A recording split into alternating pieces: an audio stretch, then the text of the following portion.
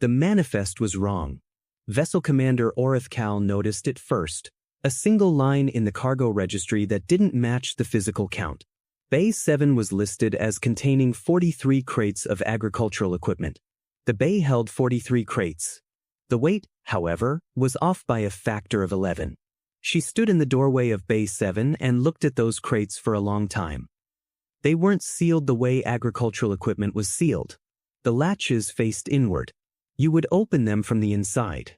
She reached for her comm unit and stopped, because one of the crates was breathing. 3 weeks earlier, the Hegemony Enforcement Fleet had arrived at the edge of the Terran Exclusion Zone with a mandate so simple it barely required a briefing: locate, catalog, and confiscate all human weapons of mass consequence.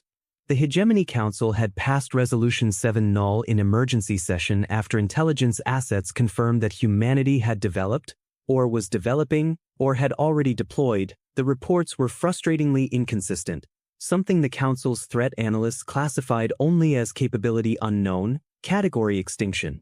Nobody knew what it was. That was the first problem. They won't resist, Fleet Admiral Sorendath had told his officers on the bridge of the Inexorable Patience, the Hegemony's largest enforcement vessel. Humans are rational actors. They understand the calculus. We have 47 warships. They have. He'd paused, reviewing the latest tactical assessment.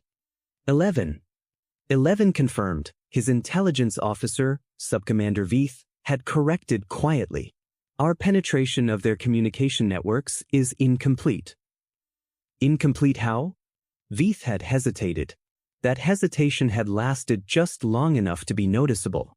They stopped broadcasting 3 weeks ago. All of them. Every human military frequency, every civilian emergency channel, every navigational beacon. Everything. Simultaneously. Sorendath had looked at her for a moment. Everything, he repeated. Everything, she said. That was the second problem. A civilization going silent all at once didn't indicate surrender. It indicated preparation. The third problem arrived 6 hours into the operation, when the first boarding teams reached the primary human station and found it staffed entirely by civilians, administrative workers, medical personnel, agricultural coordinators, none of whom were armed, none of whom resisted, and all of whom were extraordinarily, almost pathologically calm. The lead boarding officer, Senior Enforcer Drath 9, had reported back to the Inexorable Patience in a tone that Sorendath recognized immediately as controlled unease. They offered us refreshments, Drath 9 said. I'm sorry. Food and drink. Hot beverages. They've arranged seating in the central hall and they're asking if our teams have dietary restrictions. The silence on the bridge lasted 4 full seconds. They think this is a diplomatic visit, Sorendath said. No, sir. Another pause. They know exactly what we're here for. They told us. One of them, an older female, she said she was the station administrator. She said, and I'm reading this verbatim from the transcript, *, we've been expecting you. Please make yourselves comfortable. This is going to take a while. *, what is going to take a while? Drath 9 didn't answer immediately. When he did, his voice had changed in a way Sorendath couldn't immediately categorize. She wouldn't say. The search began. 47 warships, 1,200 enforcement personnel, and the most sophisticated scanning technology in the known hegemony, and in the first 72 hours, they found nothing. Agricultural equipment, medical supplies, textbooks, an entire cargo bay full of children's musical instruments packed with such loving care that the enforcer who opened the bay stood looking at them for an uncomfortably long time before sealing it again and filing a report that said simply, contents non-threatening. They moved everything, Veith told Sorendath on the morning of the 4th day. She was standing at the holographic display, and there was something wrong with her posture. Whatever they had, they moved it before we arrived. We had the zone blockaded in 18 hours. Yes. Nothing left in 18 hours? Nothing we can find. She pulled up a star map. 14 human systems, fully occupied, fully searched. Empty of anything the Council's threat analysts could classify. But the mass readings don't reconcile. Every station, every transport, every cargo manifest. The mass is wrong. Not by much. Not enough to trigger automated alerts. Just enough that when you look at the cumulative data across all 14 systems, she highlighted the anomaly in red. It looked like breathing. Something is still here, Sorendath said. Something is everywhere, Veith said. Distributed. Hidden inside normal cargo. But the humans are still here too, and they're not armed, and they're not resisting, and they are being so cooperative that She stopped. Say it. I'm frightened, sir. The cooperation frightens me more than resistance would. She was right to be frightened. Sorendath just didn't understand why yet. On the 5th day, the first enforcer went missing. Not killed. Not captured. Missing. He had been conducting a secondary sweep of Deck 9 on Station Meridian 7, had checked in at the 17-minute mark, and then simply hadn't checked in again. His biosign beacon showed him as alive, stationary, in a maintenance corridor that the schematics said was a dead end. When the recovery team reached him, he was sitting on the floor with his back against the wall, staring at a human woman who was sitting across from him doing the same thing. She was perhaps 60 years old by human reckoning. She had gray hair and extremely steady eyes, and she was holding a cup of something hot, and she was talking. The recovery team's senior officer later filed a report that included the following note. Asterisk, the enforcer appeared unable to leave. Not physically restrained. Unable to leave. Asterisk, the officer had underlined that last sentence 3 times and then added, I do not know how to explain this more clearly.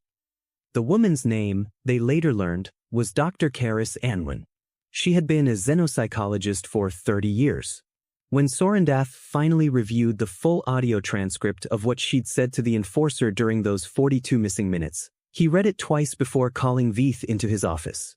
Did you read her transcript? Yes, sir. She wasn't threatening him. No, sir. She was asking him questions. About his family. His assignment history. Whether he thought the hegemony's resolution was justified. Yes. And he answered. He answered everything, Veith said. For 42 minutes. And then he asked her a question. Sorendath looked down at the transcript. The enforcer's final question to Dr. Karis Anwin, before the recovery team arrived, was, Why aren't you afraid of us? Her answer was 3 words. We already lost. We already lost. Sorendath turned those words over for 2 days, and they didn't get less disturbing. They should have been a confession. A surrender statement. They read instead like something else entirely, something he couldn't name because the hegemony's language didn't have a word for it, a category of statement that was simultaneously true and a threat. It was Veith who finally identified what was wrong with the manifest in Bay 7. She was running the cumulative mass reconciliation across all 14 systems, looking for the pattern in the distributed anomaly, when she isolated the specific signature and cross-referenced it against every known technology in the hegemony database. Nothing matched. She ran it against classified hegemony records. Still nothing. She ran it against pre-hegemony historical archives, the ones that cataloged weapons systems from species that no longer existed, either because the hegemony had absorbed them or because something else had. One match. Partial. Fragmentary. From a species called the Verith, extinct for 400 years, notable in the historical record for exactly one reason. They were the only civilization in known history that had successfully fought the early hegemony to a standstill before ultimately falling. The match was to a weapons classification the Verith had used in the final phase of that war. A classification that the hegemony's own historians had labeled, with what Veith now recognized as profound understatement, as psychologically destabilizing in effect. The Verith hadn't built weapons that destroyed ships. They'd built weapons designed to make the people operating the ships stop wanting to operate them. This isn't possible, Veith said aloud, alone in her office at 0300 hours, looking at the screen. Humans don't have 400 years of. She stopped. She pulled up the xenological file on humanity, opened the section on pre-contact history, scrolled to the subsection on early human civilization, and stopped at a paragraph she had read before and not thought much about. Humanity had been conducting psychological operations against itself, propaganda, social manipulation, emotional engineering, for at least 3,000 years before they ever met another species. 3,000 years of practice. She sat very still. Then she picked up her comm unit and called Sorendath. "Sir," she said when he answered, his voice foggy with interrupted sleep. "I need you to understand something before we continue this operation. What we came here looking for, the capability unknown, category extinction, we've been assuming it's a weapon, a device, a technology we could pick up and confiscate and put in a containment bay and bring back to the council." "Yes," he said. "That's what the resolution mandates." "It's not a device," Veith said.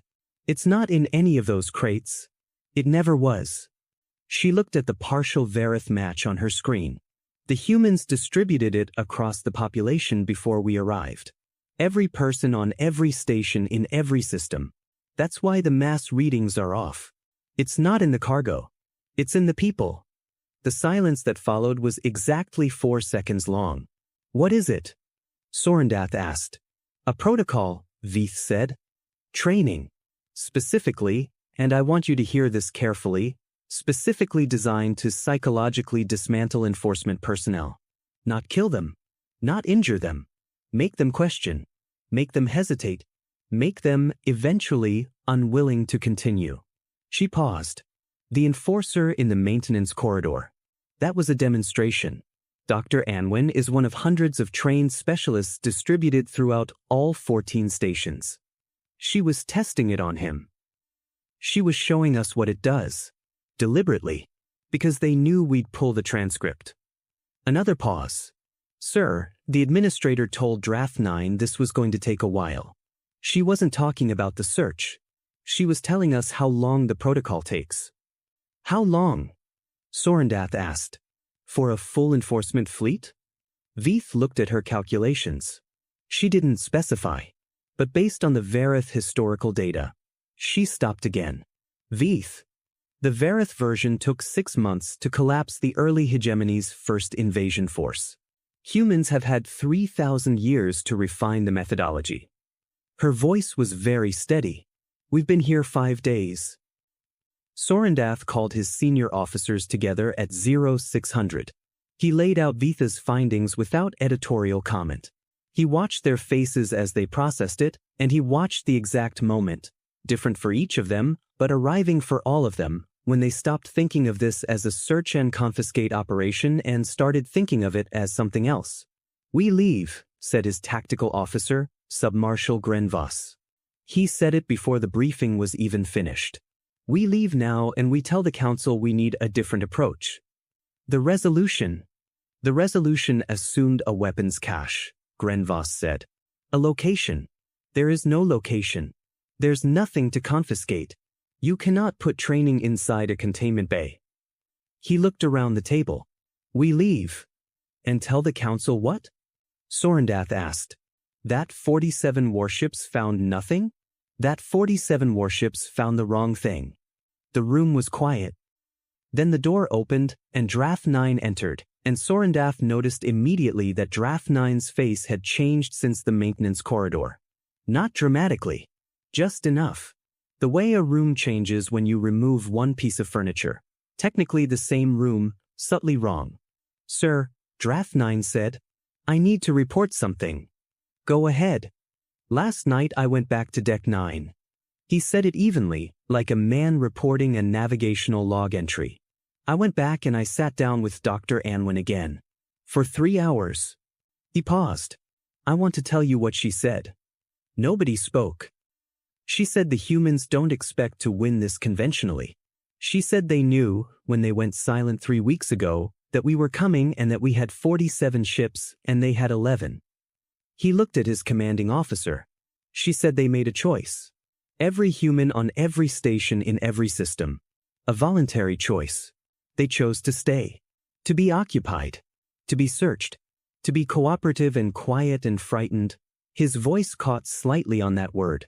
She said some of them are very frightened. She wanted me to know that. That it's not bravery exactly. That most of them are terrified. But they're staying anyway, because they understand that the weapon isn't the technology. The weapon is the choice itself. The willingness to sit in a room with someone who has the power to hurt them and speak to them as an equal anyway. Sorendath said nothing. She said, Draft 9 stopped. Started again. She asked me to tell you something. Specifically you. She said, tell your commander that we already lost everything worth losing once. 40 years ago, the Hegemony Council sanctioned the Meridian Reduction. 12 million people. We rebuilt. We adapted. And we decided never again, not by matching your strength, but by changing what strength means. He folded his hands. I looked up the Meridian Reduction, sir. On our own records. It's classified. I had to use emergency command access to find it. He met Sorendath's eyes. We did that. The Hegemony. 40 years ago. It's in our own files as a pacification event. 12 million people. The weight of that number settled over the room like atmosphere after decompression. Why is it classified? Grenvos asked quietly. Nobody answered. The answer was obvious. Karis Anwin was waiting in the central hall of Station Meridian 7 when Sorendath came to see her in person. She was drinking something hot. There were 2 cups on the table. She had known he was coming. He sat down. You built this in 40 years, he said. We started building it 40 years ago, she said. We've been human for considerably longer. You can't stop 47 warships with conversation. No, she agreed. We can't. He looked at her. She looked back. Neither of them looked away. Then what is this? He asked. This is the first 47, she said. This is us introducing ourselves. He understood then. Not all of it. There were things she still hadn't said, angles of this he still couldn't fully see. He suspected she'd engineered it that way deliberately. But he understood enough. The 11 human warships weren't hidden. They weren't running. They were waiting, not to fight 47 ships, but to be seen doing so by every other species watching this operation. The cooperation wasn't surrender. The entire visible, documented, recorded occupation of 14 human systems was itself the transmission. Every species with hegemony intelligence access was watching humanity sit quietly under enforcement action and refuse, at a molecular level, to break. The galaxy was watching humanity demonstrate that it could not be made to break. How many of your people know this plan? He asked. All of them, she said. Everyone on every station. And they stayed anyway. They stayed anyway. He looked at the second cup. After a moment he picked it up. It was warm against his hands, which he noticed were not entirely steady. The council will send more ships, he said. I know, she said. This doesn't end here. No, she said. It doesn't. But it ends. She wrapped both her hands around her own cup. Everything ends. The hegemony ended the Verith. The Meridian Reduction almost ended us. Things end. She looked at him, and her eyes were extremely steady, and he understood at last what steadiness like that cost. The question is what you're willing to pay to end us completely. Whether the galaxy watching you do it decides the price makes sense. He had no answer for that. He sat with her for a long time. Later, weeks later, after the fleet withdrew, after he filed his report, after the council spent 4 months in emergency session arguing about what to do with findings that had no category in the resolution's framework, Sorendath would try to explain to the council what he had understood in that moment. He failed. The language wasn't there.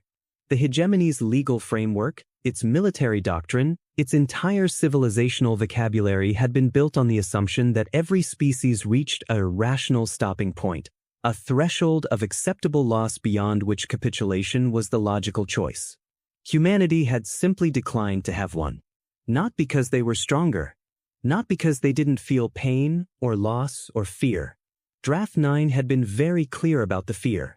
Dr. Anwin had been very clear about the fear.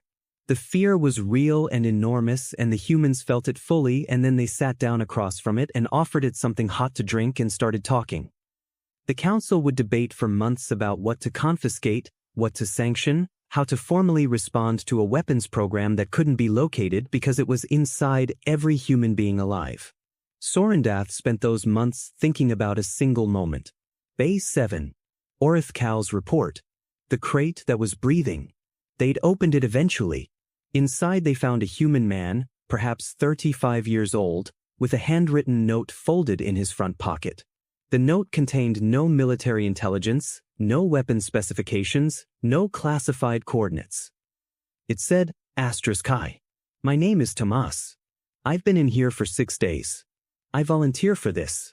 I want you to know that, whatever happens next, I want you to know that everyone who stayed made that choice. He had been awake. He was not armed. He was dehydrated and had lost perhaps 4 kilograms, and when they helped him out of the crate, he stood up on unsteady legs and looked at the enforcement officers surrounding him and asked, calmly, if anyone had water. One of the enforcement officers gave him water. The officer later filed no report about that. Just left it out entirely. Sorendath thought about that omission for a long time. The officer had written everything else. The dimensions of the bay, the manifest discrepancy, the condition of the crates, the subject's vital signs. Just not that. Not the moment of giving him water. As if some things, once they happened, couldn't be filed as data because they had already changed category. They had become something else. He never found the right word for it in the hegemony's language. He eventually stopped looking. Years later, when the hegemony's internal historians wrote the official account of the Terran enforcement action of 2247, they classified it as an incomplete operation with unresolved strategic outcomes. The entry was 11 pages long and contained the word anomalous 17 times. It contained no record of Tomas, no record of the water, no record of the officer's omission. Those things had happened in a space the hegemony didn't have a category for. They happened there still. And in 14 human systems across the exclusion zone, in agricultural bays and maintenance corridors and central halls where 2 cups sat on a table, humanity kept practicing what it had always been practicing, the ancient and ungovernable art of remaining human in the presence of something that wanted very much for them to stop. The galaxy had come looking for a weapon. It had found something it could not confiscate, could not contain, could not classify, and could not, in the end, bring itself to fully destroy, because somewhere between Resolution 7 null and a man asking for water in Bay 7, the 47 ships of the hegemony enforcement fleet had encountered the one thing their doctrine had never mapped. A species that didn't need to win to be unconquerable. They just needed to stay.